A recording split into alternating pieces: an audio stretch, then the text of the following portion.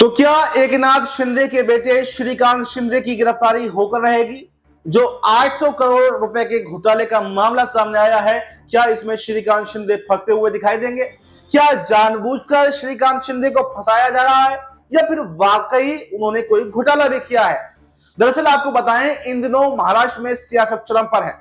जब से उद्धव ठाकरे के महायुति में शामिल होने की अटकलें तेज हुई हैं, तब से शिंदे की मुश्किलें बढ़ने लगी हैं। वो एकनाथ शिंदे जो कभी महाराष्ट्र के मुख्यमंत्री थे, वो एकनाथ शिंदे जो बीजेपी से अपनी सभी शर्तों को मनवाते थे, वो एकनाथ शिंदे जो तमाम नेताओं को अपने आगे झुकाकर उन्होंने रख दिया था, वो एकनाथ शिंदे जिन्होंने उद्धव ठाकरे की पार्टी को तोड़कर एक नया इतिहास महाराष्ट्र की राजनीति में रखा था। लेकिन आज उनकी हालत इतनी पतली हो गई है कि वो खुद दर बदर भटक रहे हैं।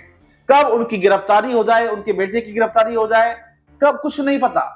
खुद जो उनके पास में मंत्रालय हैं उनको इस बार मिले रहे हैं, उनको लेकर भी अब मुख्यमंत्री देवेंद्र फडणवीस ने नया ऐलान कर दिया है, नया रूल्स ला दिया है कि बिना मुख्यमंत्री के हस्ताक्षर पर कोई काम नहीं पूरा हो सकता। यानी एकनाथ शिंदे अब बीजेपी के जाल में फंस चुके हैं। एकनाथ शिंदे के साथ में वो वाला खेल हो गया कि ना वो घर के रहे ना घाट के रहे। यानी कहते हैं ना कि गद्दारी का बदला गद्दारी, तो शायद आज एकनाथ शिंदे को वो भुगतना पड़ रहा है। अब ऐसे में सवाल यह है कि क्या जो आरोप लगाए गए हैं श्रीकांत शिंदे के ऊपर, 800 करोड़ रुपए का घोटाला कोई मामूली घोटाला नहीं होता है, ये बहुत बड़ा घोटाला है। और संजय राउत लगातार एक के बाद एक हमले बोल रहे हैं। तो क्या बेटे श्रीकांत शिंदे की गिरफ्तारी होकर रहेगी और क्या इसकी आंच जो है वो एकनाथ शिंदे तक भी आएगी? एकनाथ शिंदे की गिरफ्तारी भी हो सकती है। और क्या अगर ऐसा हुआ तो एकनाथ शिंदे का सियासी भविष्य बिल्कुल खत्म हो जाएगा या फिर बीजेपी के आगे अपने आप को सरेंडर करके एकनाथ शिंदे अपने आप को बचा सकते हैं?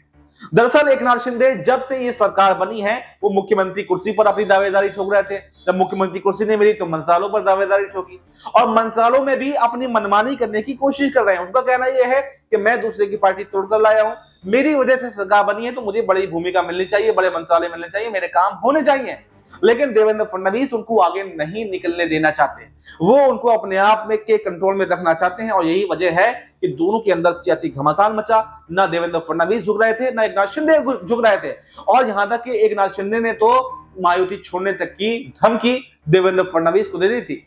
और इसी के बाद से एंट्री होती है उद्धव ठाकरे की।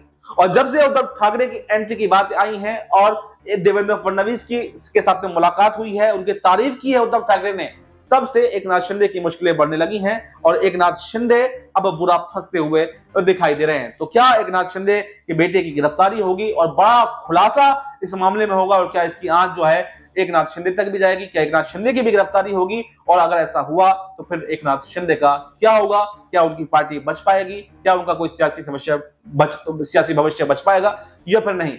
इस पूरे मुद्दे पर आपकी क्या राय है? जो भी राय हो कमेंट बॉक्स में जरूर बताएं और फिलहाल हमें दीजिए इजाजत। नमस्कार।